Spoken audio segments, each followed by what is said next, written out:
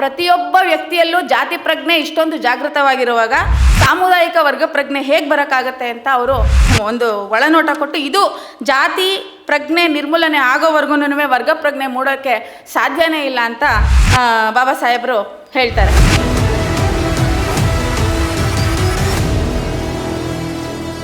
ವಿಚಾರ ಸಂಕಿರಣದ ಹೆಸರೇ ತುಂಬ ವಿಶೇಷ ಅನಿಸ್ತಾ ಇದೆ. ಇದು ಬಹುರೂಪಿ ಅಂಬೇಡ್ಕರ್ ಕುರಿತ ವಿಚಾರ ಸಂಕಿರಣ. ಹೆಸರೇ ಹೇಳೋ ಹಾಗೆ ಇದು ಬಾಬಾ ಸಾಹೇಬ್ ಅಂಬೇಡ್ಕರ್ ಅವರು ಈ ದೇಶದ ಶೋಷಿತರ, ದಲಿತರ, ತಳ ಸಮುದಾಯದ ಉದ್ಧಾರಕ್ಕೆ ಮತ್ತು ಈ ಜಾತಿ ಅಸಮಾನತೆಗಳಿಂದ ನರಳ್ತಾ ಇರುವಂಥ ಸಮಾಜವನ್ನು ನ್ಯಾಯಯುತ ಮತ್ತು ನೈತಿಕ ಸಮಾಜವನ್ನಾಗಿ ಬದಲಿಸೋದಕ್ಕೆ ಬಹುರೂಪಗಳನ್ನೇ ತಳೆದಿದ್ದರು. ಅದು ನಿನ್ನೆಯಿಂದ ಚರ್ಚೆಯಾದ ಅನೇಕ ವಿಷಯಗಳಲ್ಲಿ ಸ್ಪಷ್ಟ ಆಗಿದೆ ಅಂತ ನಾನು ಭಾವಿಸ್ತೀನಿ. ಬಾಬಾ ಸಾಹೇಬ್ ಅಂಬೇಡ್ಕರ್ ಅವರು ಶ್ರೇಷ್ಠ ಸಮಾಜಶಾಸ್ತ್ರಜ್ಞರು, ಶ್ರೇಷ್ಠ ನ್ಯಾಯಶಾಸ್ತ್ರಜ್ಞರು, ಅರ್ಥಶಾಸ್ತ್ರಜ್ಞರು ಎಲ್ಲ ಆಗಿದ್ದರು. ಜೊತೆಗೆ ಅವರು ಶೋಷಿತ ಸಮುದಾಯದ ಶ್ರೇಷ್ಠ ವಿಮೋಚಕರು ಹೌದು, ಸಂಘಟಕರು ಹೌದು.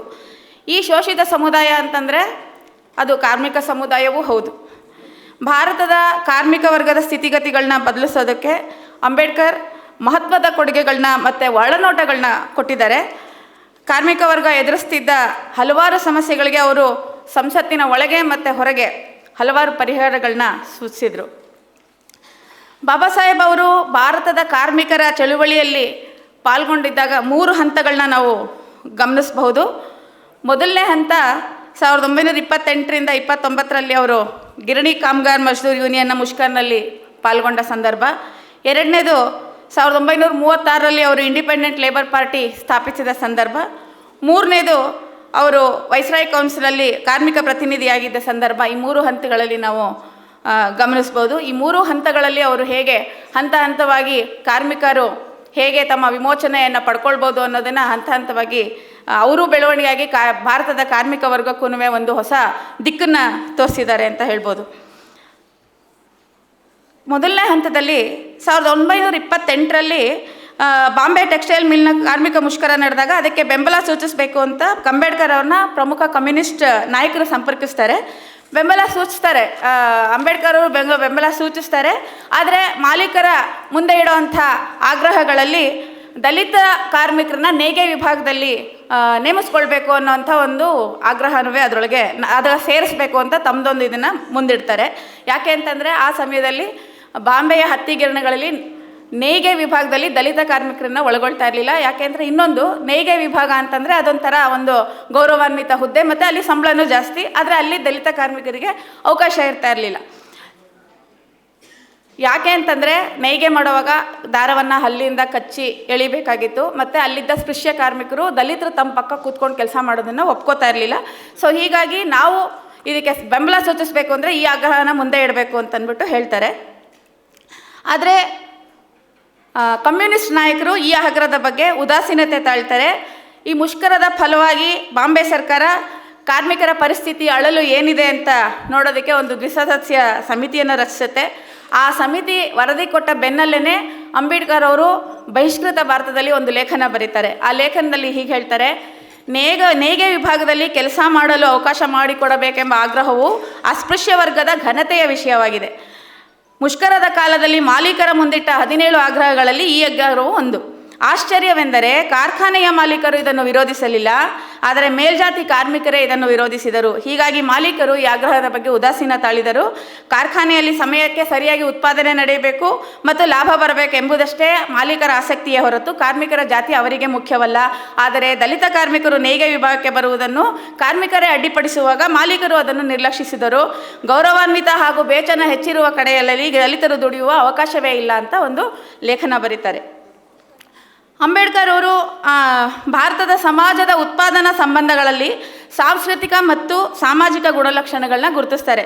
ಉತ್ಪಾದನಾ ಸಾಧನಗಳೊಂದಿಗೆ ವ್ಯಕ್ತಿಯೊಬ್ಬನಿಗೆ ಇರೋವಂಥ ಸಂಬಂಧನೇ ಉತ್ಪಾದನಾ ಸಂಬಂಧ ಅಂತಂದ್ಬಿಟ್ಟು ಮಾರ್ಕ್ಸ್ ಹೇಳ್ತಾರೆ. ಈ ಉತ್ಪಾದನಾ ಸಂಬಂಧದಲ್ಲಿ ಸಾಂಸ್ಕೃತಿಕ ಮತ್ತು ಸಾಮಾಜಿಕ ಗುಣಲಕ್ಷಣಗಳನ್ನ ಅಂಬೇಡ್ಕರ್ ಹೇಳ್ತಾರೆ. ದಲಿತ ಕಾರ್ಮಿಕರಿಗೆ ಅವರ ಸಾಮಾಜಿಕ ನೆಲೆ ಮೇಲೆ ಆರ್ಥಿಕ ಅವಕಾಶ ಸಿಗುತ್ತೆ ಅಂತ ಅವ್ರು ಹೇಳ್ತಾರೆ. ಬಾಂಬೆ ಕಾಟನ್ ಮಿಲ್ ರೀತಿ ಅಲ್ಲಿ ಹತ್ತಿ ಗಿರಣಿ ಥರನೇ ರೈಲ್ವೆನಲ್ಲಿ ಸಹ ದಲಿತರನ್ನ ತುಂಬ ಕಡಿಮೆ ಸಂಬಳ ಇರೋವಂಥ ಗ್ಯಾಂಗ್ಮನ್ ಕೆಲಸದಲ್ಲಿ ಮಾತ್ರನೇ ಅವ್ರನ್ನ ತಗೊಳ್ತಾ ಇರ್ತಾರೆ ಹೊರತು ಅವ್ರನ್ನ ಕನಿಷ್ಠ ಪಕ್ಷ ಪೋರ್ಟರ್ಗಳಾಗೂ ನೇಮಿಸ್ತಾ ಇರಲಿಲ್ಲ. ಯಾಕೆಂದರೆ ಪೋರ್ಟರ್ಗಳು ಸ್ಟೇಷನ್ ಮಾಸ್ಟರ್ಗಳಿಗೆ ಸಹಾಯಕರಾಗಿ ಕೆಲಸ ಮಾಡಬೇಕಾಗಿತ್ತು. ಈ ಸ್ಟೇಷನ್ ಮಾಸ್ಟರ್ಗಳೆಲ್ಲ ಮೇಲ್ಜಾತಿಯವರಾಗಿದ್ದರು. ದಲಿತರು ಅಲ್ಲಿ ಬಂದು ಅಂತಂದರೆ ನಮಗೆ ಸಹಾಯಕ ಮಾಡ್ಕೊಳ್ಳೋಕ್ಕಾಗಲ್ಲ ಅಂತ ಅದನ್ನು ಸಹ ತಗೊಳ್ತಾ ಇರಲಿಲ್ಲ. ಅಂದರೆ ದಲಿತರು ಕೂಲಿ ಕೆಲಸಕ್ಕೆ ಸೇರಿಕೊಂಡು ಕೂಲಿಗಳಾಗೆ ಮುಂದುವರಿಬೇಕಾಗಿತ್ತು. ಈ ಎಲ್ಲ ಹಿನ್ನೆಲೆಯಲ್ಲಿ ಭಾರತದ ಕಮ್ಯುನಿಸ್ಟರು ಕಾರ್ಮಿಕರ ಈ ಜಾತಿ ಆಯಾಮದ ಸಮಸ್ಯೆಗಳನ್ನ ಸ್ಪಂದಿಸ್ತಾ ಇಲ್ಲ ಅಂತ ಬಾಬಾ ಸಾಹೇಬರು ನೇರವಾಗಿ ಹೇಳಿದರು. ಭಾರತದ ಜಾತಿ ಸಮಾಜದೊಳಗೆ ಉತ್ಪಾದನಾ ಸಂಬಂಧವನ್ನು ನಿಯಂತ್ರಿಸುವ ಸ್ತರೀಯ ಅಸಮಾನತೆ, ಇದೊಂದು ಬಹಳ ಮುಖ್ಯವಾಗಿರುವಂಥ ಬಾಬಾ ಸಾಹೇಬರ ಕೊಟ್ಟಂಥ ಒಂದು ಒಳನೋಟ. ಒಂದು ಸ್ತರೀಯ ಅಸಮಾನತೆಯನ್ನು ಅರ್ಥ ಮಾಡ್ಕೊಳ್ಳೋದಕ್ಕೆ ವಿಫಲ ಆಗಲಾಗಿದೆ ಅಂತ ಹೇಳಿದ್ರು ಅವರು. ಯಾಕಂತಂದರೆ ಕಾರ್ಮಿಕರು ಯಾವತ್ತೂ ಏಕರೂಪದ ಒಂದು ಸಮುದಾಯ ಅಲ್ಲ, ಅವರೊಳಗೆ ಹಲವಾರು ಸ್ತರಗಳಿದ್ದಾವೆ. ಹೀಗಾಗಿ ಪ್ರತಿಯೊಬ್ಬ ವ್ಯಕ್ತಿಯಲ್ಲೂ ಜಾತಿ ಪ್ರಜ್ಞೆ ಇಷ್ಟೊಂದು ಜಾಗೃತವಾಗಿರುವಾಗ ಸಾಮುದಾಯಿಕ ವರ್ಗ ಪ್ರಜ್ಞೆ ಹೇಗೆ ಬರೋಕ್ಕಾಗತ್ತೆ ಅಂತ ಅವರು ಒಂದು ಒಳನೋಟ ಕೊಟ್ಟು, ಇದು ಜಾತಿ ಪ್ರಜ್ಞೆ ನಿರ್ಮೂಲನೆ ಆಗೋವರೆಗೂ ವರ್ಗ ಪ್ರಜ್ಞೆ ಮೂಡೋಕ್ಕೆ ಸಾಧ್ಯನೇ ಇಲ್ಲ ಅಂತ ಬಾಬಾ ಸಾಹೇಬರು ಹೇಳ್ತಾರೆ.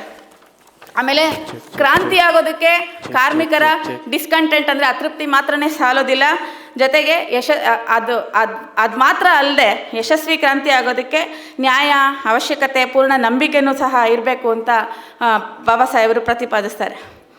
ಇನ್ನೊಂದು ಅವರು ಕಂಡುಕೊಂಡಿದ್ದು ಏನಂತಂದರೆ, ಭಾರತದ ಉತ್ಪಾದನಾ ಸಂಬಂಧಗಳಿಲ್ಲ ಜಾತಿ ವ್ಯವಸ್ಥೆಯನ್ನು ಕುರಿತು ಅಂಬೇಡ್ಕರ್ ಅವರು ಇದು ಶ್ರಮದ ವಿಭಜನೆ ಅಲ್ಲ, ಶ್ರಮಿಕರ ವಿಭಜನೆ ಅಂತ ಅನ್ನೋದನ್ನು ತುಂಬ ಚೆನ್ನಾಗಿ ಗುರುತಿಸ್ತಾರೆ.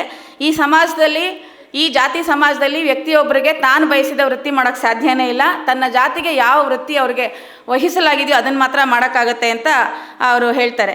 ಸೊ ಹೀಗಾಗಿ ಇಂಥ ಭಾರತದ ಜಾತಿ ಪ್ರಣೀತ ಸಮಾಜದಲ್ಲಿ ಒಂದು ವರ್ಗವಾಗಿ ಒಂದೇ ವೇದಿಕೆಯಲ್ಲಿ ಕಾರ್ಮಿಕರು ಸೇರೋದು ಇದೇ ರೀತಿ ಮುಂದುವರಿತು ಅಂತಂದರೆ ಅದು ಅಸಾಧ್ಯ ಅಂತ ಅವರು ಹೇಳ್ತಾರೆ.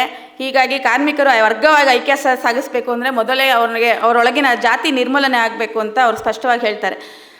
ಮತ್ತು ಇನ್ನೊಂದು ಅವರು ಮುಖ್ಯವಾಗಿ ಹೇಳೋದಂದರೆ, ಯಾವುದೇ ಸಮಾಜವು ಆರ್ಥಿಕವಾಗಿ ಸಂಘಟಿತ ಆಗಬೇಕು ಅಂದರೆ ಅಲ್ಲಿ ಇರೋವಂಥ ಸಾಮಾಜಿಕ ತಾರತಮ್ಯ ಹೋಗಬೇಕು ಅನ್ನೋದು ಅವರು ಮುಖ್ಯವಾಗಿ ಕೊಟ್ಟಿರುವಂಥ ಒಂದು ಒಳನೋಟ.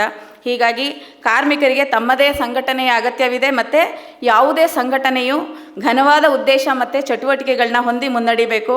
ಟ್ರೇಡ್ ಯೂನಿಯನ್ಗಳು ಸಾಮೂಹಿಕ ಚೌಕಾಶಿ ಜೊತೆ ನಮಗೆ ಬೇಕಾದನ್ನು ಪಡ್ಕೋಬೋದು, ವೇತನ ಪಡ್ಕೋಬೋದು, ಕೆಲಸದ ಗಂಟೆಗಳು, ಪ್ರೊಡಕ್ಷನ್ನು ಎಲ್ಲದನ್ನೂ ಮಾಲೀಕರೊಂದಿಗೆ ಚೌಕಾಶಿ ಮಾಡ್ಕೊಳ್ಬೋದು.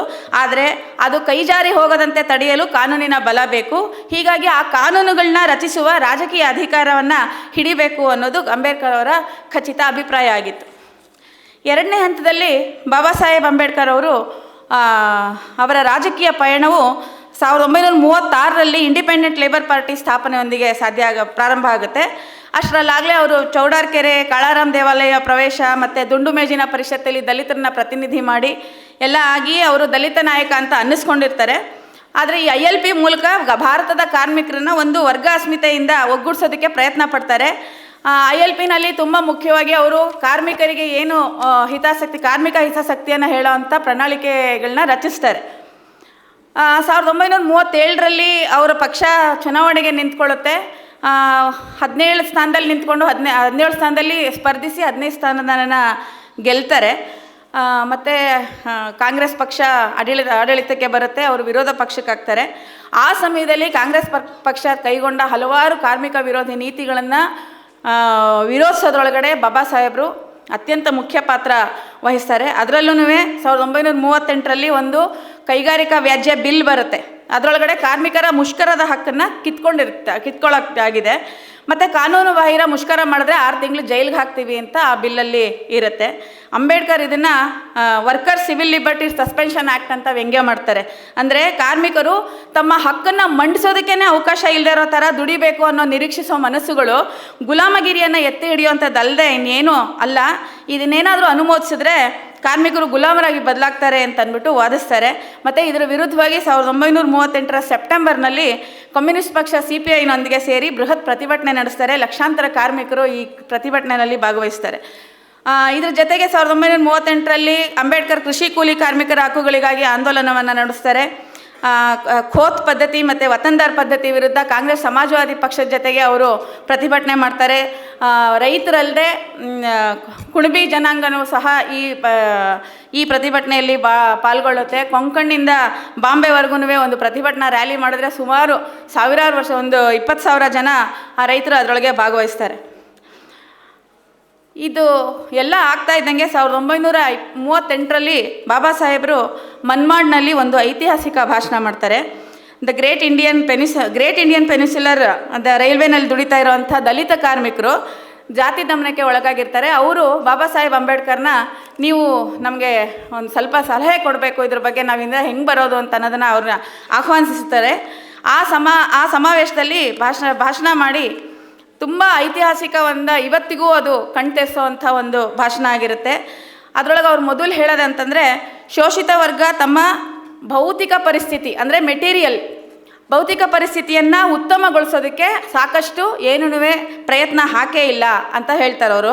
ಭೌತಿಕ ಪರಿಸ್ಥಿತಿ ಅಂದರೆ ಬರೀ ಆರ್ಥಿಕ ಪರಿಸ್ಥಿತಿ ಅಲ್ಲ, ಸಾಮಾಜಿಕ ಮತ್ತು ರಾಜಕೀಯ ಹಿತಾಸಕ್ತಿಯನ್ನು ಕಾಯ್ಕೊಳ್ಳೋದಕ್ಕೆ ಕಾರ್ಮಿಕರು ಸಾಕಷ್ಟು ಪ್ರಯತ್ನ ಮಾಡಿಲ್ಲ ಅಂತ ವಾದಿಸ್ತಾರೆ. ಬಾಬಾ ಸಾಹೇಬ್ರ ಪ್ರಕಾರ ರಾಜಕೀಯ ಅಧಿಕಾರವೆಂಬುದು ಕಾರ್ಮಿಕರಿಗೆ ಉತ್ತಮ ಸಾಮಾಜಿಕ ಮತ್ತು ಆರ್ಥಿಕ ಪರಿಸ್ಥಿತಿಯನ್ನು ಕಲ್ಪಿಸುವ ಮಾಧ್ಯಮ. ದುಡಿಯುವ ವರ್ಗದ ಜಾಗೃತಿ ಮತ್ತು ಸಂಘಟನೆ ಆಗದೆ ಬರಿಯ ರಾಜಕೀಯ ಅಧಿಕಾರಕ್ಕೆ ಅರ್ಥವಿಲ್ಲ. ಈ ಭಾಷಣದಲ್ಲಿ ಮುಖ್ಯವಾಗಿ ಇನ್ನೊಂದು ಹೇಳೋದವರೇನೆಂದರೆ, ಭಾರತದ ಕಾರ್ಮಿಕರು ಏಕಕಾಲಕ್ಕೆ ಇಬ್ಬರು ಶತ್ರುಗಳನ್ನ ಎದುರಿಸ್ತಾ ಇದ್ದಾರೆ. ಒಂದು ಬ್ರಾಹ್ಮಣವಾದ, ಇನ್ನೊಂದು ಬಂಡವಾಳಶಾಹಿ. ಎರಡೂ ಈ ಸಮುದಾಯವನ್ನು ಶೋಷಣೆ ಮಾಡ್ತಾ ಇರೋದು ಇವೆರಡೇನೆ. ಮತ್ತು ಬಂಡವಾಳಶಾಹಿಯು ಭಾರತದ ನೆಲದಲ್ಲಿ ಗಟ್ಟಿಯಾಗಿ ಬೇರೂರಲು ಬ್ರಾಹ್ಮಣವಾದ ಹೇಗೆ ನೆರವಾಗ್ತಾ ಇದೆ. ಬ್ರಾಹ್ಮಣವಾದ ಅಂತಂದರೆ ಕೇವಲ ಬ್ರಾಹ್ಮಣ ಸಮುದಾಯ ಅನುಭವಿಸ್ತಾ ಇರೋವಂಥ ಹಕ್ಕು ಮತ್ತು ಸವಲತ್ತು ಮಾತ್ರ ಅಲ್ಲ, ಅಧಿಕಾರ ಮತ್ತು ಸವಲತ್ತು ಮಾತ್ರ ಅಲ್ಲ, ಇದು ಎಲ್ಲ ಜಾತಿಯಲ್ಲಿಯೂ ಇಳಿದು ಹೋದ ಒಂದು ಮೌಲ್ಯ ಆಗಿದೆ. ಮತ್ತು ಅದು ಎಲ್ಲರಲ್ಲೂ ಇಳಿದು ಸ್ಥಾಪಿತವಾಗಿ ಸ್ವಾತಂತ್ರ್ಯ, ಸಮಾನತೆ ಹಾಗೂ ಭ್ರಾತೃತ್ವವನ್ನು ನಿರಾಕರಿಸ್ತಾ ಇದೆ. ಮತ್ತು ಸಾಮಾಜಿಕ ಮತ್ತು ನಾಗರಿಕ ಹಕ್ಕುಗಳ ವ್ಯಾಪ್ತಿಯನ್ನು ಅದು ಪ್ರಭಾವಿಸಿದೆ ಅಂತ.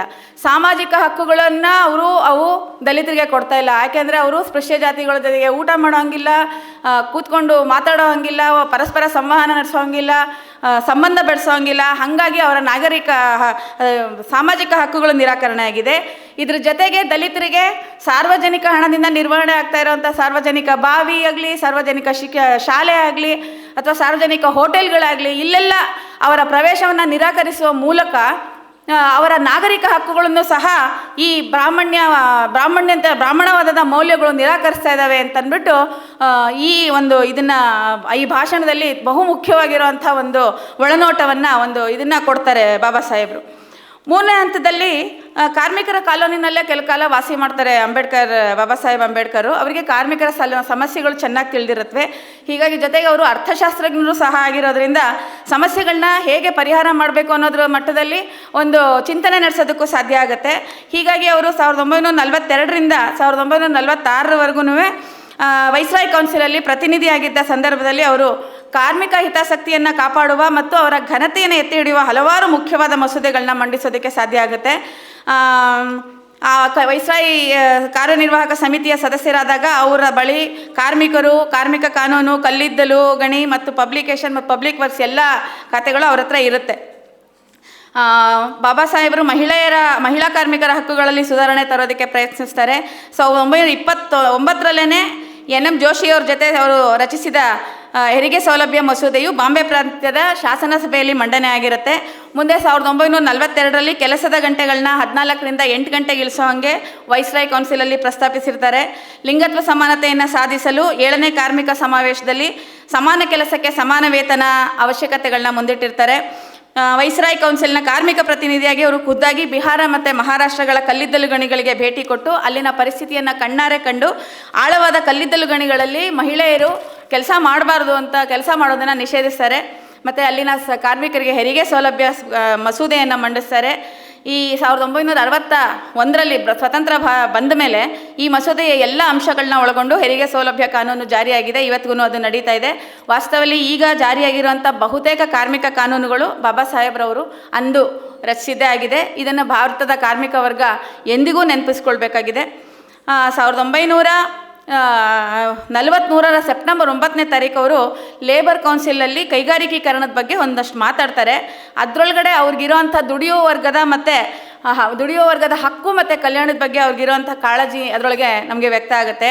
ಅವ್ರು ಏನು ಹೇಳ್ತಾರೆ ಅಂತಂದರೆ, ಕೈಗಾರಿಕಾ ಬಂಡವಾಳದ ಆರ್ಥಿಕ ಸಂರಚನೆ ಅಂದರೆ ಎರಡು ರೀತಿಯಂಥ ಸಂರಚನೆಗಳನ್ನ ನಾವು ನೋಡ್ಬೋದು. ಒಂದು ಕೈಗಾರಿಕಾ ಬಂಡವಾಳದ ಆರ್ಥಿಕ ಸಂರಚನೆ ಹಾಗೂ ಸಂಸದೀಯ ಪ್ರಜಾಪ್ರಭುತ್ವದ ರಾಜಕೀಯ ಸಂರಚನೆ. ಈ ಎರಡರಲ್ಲಿ ಜೀವನ ಮಾಡೋರು ಅಂದರೆ ಜೀವಿಸುವವರು ಎರಡು ರೀತಿಯ ವೈರುಧ್ಯಗಳನ್ನ ಎದುರುಗೊಳ್ಳಲೇಬೇಕಾಗತ್ತೆ. ಮೊದಲನೇ ವೈರುಧ್ಯ ಏನಂತಂದರೆ, ಒಂದೆಡೆ ಅಗಣಿತ ಸಂಪತ್ತು, ಇನ್ನೊಂದೆಡೆ ಅತೀವ ಬಡತನ. ಯಾರು ದುಡಿತಾ ಇದ್ದಾರೋ ಅವರು ಅತೀವ ಬಡತನದಲ್ಲಿರ್ತಾರೆ, ಯಾರು ದುಡಿಯೋದಿಲ್ವೋ ಅವರು ಅಗಣಿತ ಸಂಪತ್ತಿಗೆ ಒಡೆಯರಾಗಿರ್ತಾರೆ. ಎರಡನೇ ವೈರುಧ್ಯ ಏನಂತಂದರೆ, ವ್ಯಕ್ತಿಗೆ ಒಂದು ಓಟು, ಒಬ್ಬ ವ್ಯಕ್ತಿ ಒಂದು ಓಟು ಎನ್ನುವ ರಾಜಕೀಯ ಸಮಾನತೆ. ಆದರೆ ಎಲ್ಲರಿಗೂ ಸಾಕಷ್ಟು ಊಟ, ವಸತಿ, ಬಟ್ಟೆ, ಆರೋಗ್ಯಕರ ಜೀವನ ಸಿಗದೇ ಇರೋವಂಥ ಅಸಮಾನತೆ ಇನ್ನೊಂದು ಕಡೆ. ಈ ಎರಡೂ ವೈರುಧ್ಯಗಳನ್ನ ಎದುರುಗೊಳ್ತಾನೆ ಇರಬೇಕಾಗತ್ತೆ. ಹೀಗಾಗಿ ಸ್ವಾತಂತ್ರ್ಯ ಬಂದರೂ ಸಹ ಬಡವರು ಕಾರ್ಮಿಕರಿಗೆ ಪ್ರಯೋಜನವಿಲ್ಲ. ಪ್ರತಿಯೊಬ್ಬ ಕಾರ್ಮಿಕರಿಗೂ ಭದ್ರತೆ ಸಿಗಬೇಕು ಮತ್ತು ರಾಷ್ಟ್ರೀಯ ಸಂಪತ್ತಿನಲ್ಲಿ ಪಾಲು ಸಿಗಬೇಕು ಅಂತ ಅವರು ಪ್ರತಿಪಾದಿಸ್ತಾರೆ. ಬಾಬಾ ಸಾಹೇಬ್ರ ಗಮನ ಕಾರ್ಮಿಕರ ಮೌಲ್ಯವನ್ನು ಹೆಚ್ಚಿಸುತ್ತಾನೇ ಇರುತ್ತೆ.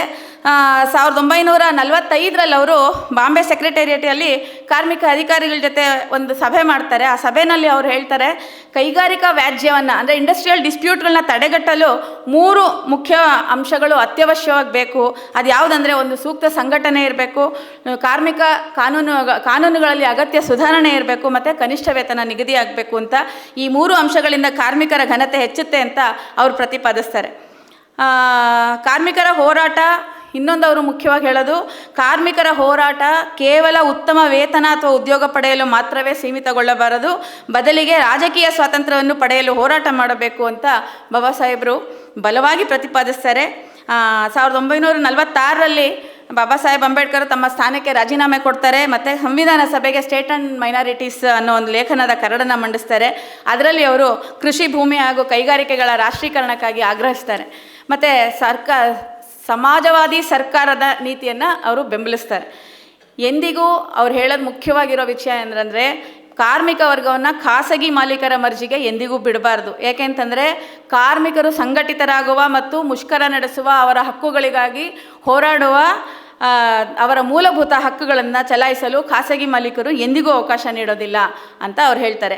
ಆ ಸಭೆಯಲ್ಲಿ ಕೆಲವರು ಸದಸ್ಯರು ಸರ್ಕಾರ ಪ್ರಜೆಗಳ ಖಾಸಗಿ ಸಾಮಾಜಿಕ ಆರ್ಥಿಕ ವಿಷಯದಲ್ಲಿ ಮೂಗು ತುಳಿಸಬಾರ್ದು, ಇಲ್ಲದ್ರೆ ಅವರ ಸ್ವಾತಂತ್ರ್ಯಕ್ಕೆ ಧಕ್ಕೆ ಬರುತ್ತೆ ಅಂತ ಒಂದಷ್ಟು ಅಬ್ಜೆಕ್ಷನ್ ಮಾಡ್ತಾರೆ ಅದಕ್ಕೆ. ಆದರೆ ಬಾಬಾ ಸಾಹೇಬರು ಅದಕ್ಕೆ ಪ್ರತಿವಾದ ಕೊಟ್ಟು, ಸರ್ಕಾರ ಈ ವಿಷಯದಲ್ಲಿ ಮಧ್ಯಪ್ರವೇಶಿಸದೆ ಹೋದರೆ ಕಾರ್ಮಿಕರ ಕೆಲಸದ ಗಂಟೆಗಳನ್ನು ಏರಿಸೋದಕ್ಕೆ, ಅವರ ವೇತನವನ್ನು ಕಡಿಮೆ ಮಾಡೋದಕ್ಕೆ ಮಾಲೀಕರಿಗೆ ಮತ್ತು ಭೂಮಾಲೀಕರಿಗೆ ಸ್ವಾತಂತ್ರ್ಯ ಕೊಟ್ಟಂಗೆ ಆಗತ್ತೆ ಹೊರತು ಇಲ್ಲಿ ಯಾರು ಸ್ವಾತಂತ್ರ್ಯ ಅನ್ನೋದು ಮುಖ್ಯ. ಸಮಾಜವಾದಿ ಸರ್ಕಾರ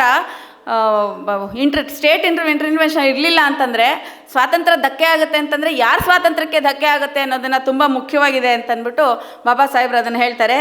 ಹೀಗಾಗಿ ಸರ್ಕಾರ ಸಮಾಜವಾದ ನೀತಿಯನ್ನು ಅನುಸರಿಸದೆ ಕೃಷಿ ಹಾಗೂ ಕೈಗಾರಿಕೆಗಳಿಗೆ ಸ್ವಾಯತ್ತತೆ ಕೊಟ್ಟಲ್ಲಿ ನಾಗರಿಕರ ಮೂಲಭೂತ ಹಕ್ಕುಗಳು ಕುಸಿಯುತ್ತವೆ ಹಾಗೂ ಖಾಸಗಿ ವ್ಯಕ್ತಿಗಳು ಏಕಸ್ವಾಮ್ಯ ಆಗ್ತಾರೆ ಅಂತ ಅಂಬೇಡ್ಕರು ಬಲವಾಗಿ ಪ್ರತಿಪಾದಿಸ್ತಾರೆ. ಮತ್ತು ಇನ್ನೊಂದು ಅವ್ರು ಹೇಳೋದೇನಂತಂದರೆ, ಯಶಸ್ವಿ ಪ್ರಜಾಪ್ರಭುತ್ವಕ್ಕೆ ಕಲ್ಯಾಣ ರಾಜ್ಯದ ಪಾತ್ರ ತುಂಬ ಅವಶ್ಯಕ ಅಂತ ಹೇಳ್ತಾರೆ. ಹೀಗಾಗಿ ಕೈಗಾರಿಕೀಕರಣದ ಮಧ್ಯವೂ ಅವರು ಕಾರ್ಮಿಕರ ಮತ್ತು ರೈತರ ಪ್ರಜಾತಾಂತ್ರಿಕ ಮೂಲಭೂತ ಹಕ್ಕುಗಳೊಂದಿಗೆ ರಾಜಿ ಆಗಲೇ ಇಲ್ಲ. ಖಾಸಗಿ ಕೈಗಾರಿಕೆಗಳು ಮತ್ತು ಮಾರುಕಟ್ಟೆ ಆರ್ಥಿಕತೆಯು ಈ ಹಕ್ಕುಗಳ ವಿರುದ್ಧ ಹೋರಾಡಿದ್ದು. ಹೀಗಾಗಿ ಸರ್ಕಾರಿ ಸಮಾಜವಾದ ಅಂದರೆ ಸಮಾಜವಾದಿ ಸರ್ಕಾರವು ಕೃಷಿ ಮತ್ತು ಕೈಗಾರಿಕೆಯನ್ನು ನಿಯಂತ್ರಿಸುವುದು ಕಾರ್ಮಿಕರ ಹಿತಾಸಕ್ತಿಯನ್ನು ಕಾಯುವ ನಿಟ್ಟಿನಲ್ಲಿ ನಿರ್ಣಾಯಕವಾದದ್ದು ಅಂತ ಅವ್ರು ಹೇಳಿದರು. ಹೀಗಾಗಿ ಅಂಬೇಡ್ಕರ್ ಅವರು ಸಮಾಜವಾದಿ ಸರ್ಕಾರವನ್ನು ಬೆಂಬಲಿಸಿದ್ರು. ಬೂರ್ಜ್ವಾ ಪ್ರಜಾಪ್ರಭುತ್ವದ ಒಳಗಡೆನೇ ಕಾರ್ಮಿಕ ವರ್ಗದ ಹಿತಾಸಕ್ತಿಯನ್ನು ಕಾಪಾಡಲು ಅವರು ಈ ನಿಟ್ಟಿನಲ್ಲಿ ಪ್ರಯತ್ನಿಸಿದರು.